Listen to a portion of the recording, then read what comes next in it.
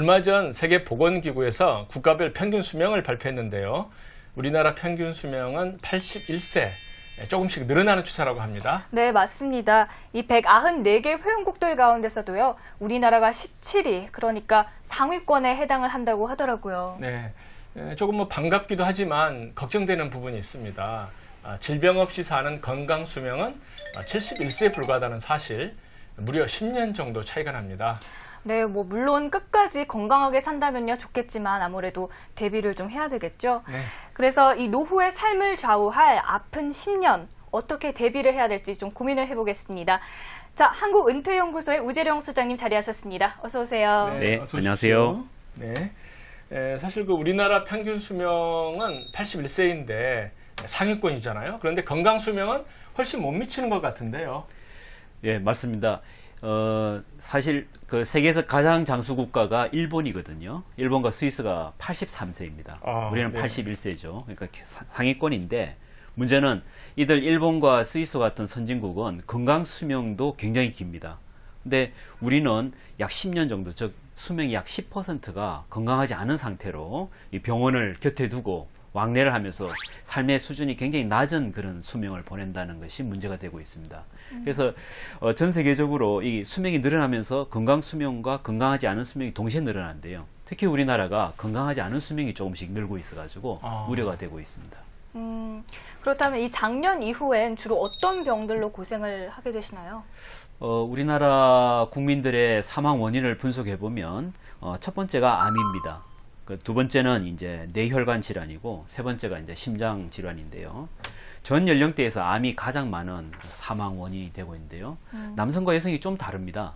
남성의 경우는 전 연령대에서 암이 가장 많이 이제 사망 원인으로 꼽히는데요. 여성은 80세 이전까지는 암으로 주로 사망하는데 80세가 넘어가게 되면 이 심장 질환이 1위로 바뀌게 되는 것이죠. 그래서 전반적으로 볼 때 이 암에 있어서 굉장히 사망 원인이 많다라는 것입니다.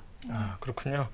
40대부터 80대까지 그 사망 원인 1위를 암이 차지하고 있는데요. 암이 불치병이라고 하는 인식도 지금 많이 줄어들고 있는 것 같아요. 생존율 보면 어떻습니까? 예, 생존율이 많이 높아졌습니다.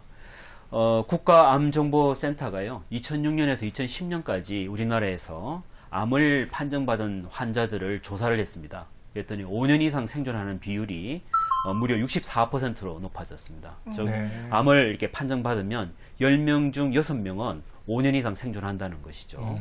그래서 상당히 높아지고 있는데요. 남자의 경우는 좀 낮습니다. 55%. 여성은 좀 높죠. 약 73%에서 남성보다 한 20% 정도 암 진단 이후 생존율이 높습니다. 그런데 우리나라 사람들이 가장 많이 걸리는 암은 사실은 이 갑상선 암입니다. 그래요? 네, 갑상선 암인데 이 갑상선 암은 암이 아닌 것 같습니다. 99.8% 5년 이상 생존합니다.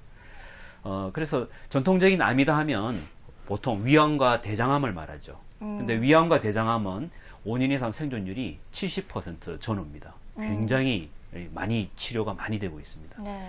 문제는 말입니다. 이 폐암과 간암인데 이 폐암과 간암은 생존율이 5년 생존율이 20%밖에 되지 않습니다. 그래서 이 두 가지 병이 전반적으로 생존율을 떨어뜨리고 있는데요.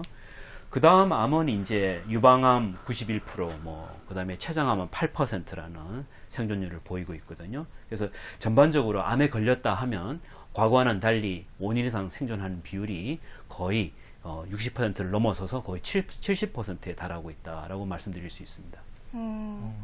네, 암도 암이지만 좀 요즘 많은 분들이 가장 걱정하시는 질병 중에 하나가 이 치매인 것 같아요. 치매. 특히 주변 분들의 고통이 가장 크기 때문에 그렇지 않을까 하는 생각이 드는데요. 65세 이상 노인들이 가장 두려워하는 병이 치매입니다. 암보다도 사실 더 두렵다고 하는데요. 전 세계적으로 우리가 노인들이 약 한 10% 정도의 그 치매가 발병하고 있습니다. 우리나라도 마찬가지인데요. 우리나라 그 조사한 바에 의하면 작년에 조사한 바에 의하면 65세 이상 노인 중에 9%가 치매에 걸리는 것으로 나타났습니다. 근데 이거는 고령 인구를 전체를 통틀어서 이야기한 거라서 연령대별로 나눠보면 65세에서 69세는 3% 정도 치매에 걸리시는데요. 문제는 그다음부터 5살 단위로 2배씩 증가합니다. 급증하는 것이죠. 네. 그래서 85세 이상이 되면 34%가 죄송합니다. 이 치매에 걸리게 됩니다. 그러니까 10명 중 3명 내지 4명이 치매에 걸리게 된다는 것이죠. 굉장히 빈번하게 걸리는데요. 이 정도로 치매에 많이 걸리게 되는데요. 문제는 치매 판정을 받게 되면 이 치매에 걸리신 분을 간병한다고 온 집안이 이게 걸릴 정도로 이 집안이 막 굉장히 어려운 상황에 처해집니다. 그래서 네. 뭐 간병 지옥이다, 뭐 치매 지옥이다라는 말이 나올 정도로 이 치매에 대한 후유증에 시달리고 있습니다. 그렇다 그러면 이제 간병 계획을 잘 세우는 게 중요할 것 같아요. 치매 때문에 사실 돈도 많이 들고 또 가족끼리도 너무 힘들다고들 하거든요. 네. 간병 문제 어떻게 접근해야 되겠습니까? 지금까지 우리나라에서는 이 치매라든지 또는 뭐 고령으로 인한 거동이 불편할 때 이 간병하는 것에 대해서는 그다지 긍정적으로 우리가 바라보지는 않는 것 같습니다. 그래서 굉장히 가족들이 큰 고통을 당하는데요. 이것은 아마 우리가 지식이 없는 데다가 뚜렷한 그런 선진국처럼 그렇게 간병하는 절차에 대한 지식이 부족한 데다가 굉장히 이게 대비책 없이 당하기 때문에 그런 것 같습니다. 네. 그래서 좀 더 지식을 갖추고 우리가 마음의 준비를 한다면 지금처럼 고통스러워하지는 않을 것 같습니다. 얼마 전에 그 프랑스에서 나온 영화가 있는데요. 그 아무르라고 혹시 보셨는지 네, 모르겠습니다. 들어봤어요. 네, 네. 그럼 이게 두 엄마가 노부부가 잘 살다가 부인이 이제 고동이 불편해지니까 그 간병 부담에 결국은 자살을 하지 않습니까? 네. 우리나라에서도 그런 영화가 있습니다. 그대를 사랑합니다라는 영화가 2년 전에 있었는데요. 거기도 보면 이제 치매 걸린 부인 때문에 두 분 다 아주 험하게 삶을 마감하거든요. 네. 이런 경우가 있어서는 안 되겠다는 거죠. 네. 그래서 저는 아직은 우리나라에 특별한 모형은 없습니다만은 저는 한국형 은퇴 설계를 주장하는 사람으로서요. 우리에게 좀 맞는 따뜻한 그 간병 모델을 좀 제안하고 싶습니다. 첫 번째는요. 가능하면 독립적으로 내 집에서 생활하는 원칙을 가지시라는 거죠. 이렇게 어디 시설로 들어가려고 하지 마시고 가능하면 내 집에서 오래 산다라는 원칙을 세우시고요. 두 번째는 그러려면 집을 고치셔야 됩니다. 간병이나 이런 부담을 줄이기 위해서는 휠체어를 타고도 샤워를 하거나 식사를 할 수 있도록 집을 원활하게 고치셔야 됩니다. 뭐 저는 지난 시간에 이야기했던 유니버셜 디자인이죠. 네. 이 세 번째는 그래도 힘들다라고 하면 간호사와 같은 의료 인력을 파견을 받으셔야 됩니다. 그래서 집안 식구들이 이렇게 외부의 도움을 받아가면서 집안 내에서 가능하면 간병과 요양을 해결하는 것이죠. 그러고 나면 이제 마지막 단계인데요. 그때는 정말 다른 사람의 그 도움이 필요할 단계가 됩니다. 그때서 비로소 요양시설로 이동하는 것이 우리가 앞으로 지향해야 되는 모델이 아닐까 이런 생각이 듭니다. 네, 지난번 여성들 노후 편에서 이야기를 했듯이 남성분들의 경우에는 대개 부인의 간병을 받게 되잖아요. 네. 그럼 여성분들은 어떤 방법이 가장 바람직할까요? 예, 지난번에 말씀드린 대로 남성의 84%는 부인이 간병을 해주는데요. 문제는 이제 남편이 돌아가시면 부인이 10년을 더 사시는데요. 네. 부인의 그 10년 삶이 아까 지적하신 대로 건강하지 않은 수명일 가능성이 높지 않습니까? 보통 한 7, 8년은 병원 근처에서 병원을 출입하면서 또는 남의 간병을 받아가면서 이제 지내셔야 되는데요.